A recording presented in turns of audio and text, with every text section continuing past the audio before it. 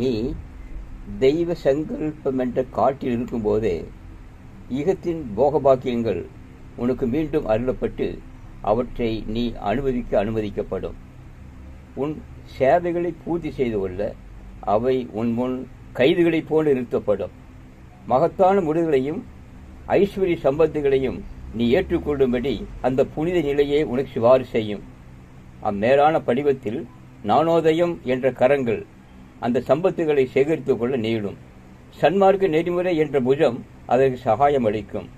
உன் தொடக்க நிலையிலேயே கீழான மனதையும் அதன் பாசங்களையும் சுபாவ சேஷ்டைகளையும் எதிர்த்து வெற்றிக்குள் முன்பே இம்மையின் மேல் மினுக்கில் மூழ்கிய நிலையிலேயே இரட்சகன் சந்நிதியை நெருங்கிவிட்டேன், அவருடைய மெய்நேசத்துக்கு அருகதை உடன் ஆகிவிட்டேன் என்று நீ சொல்லுவது உன்னையே நீ நாசமாக்கிக் கொள்வதாகும்.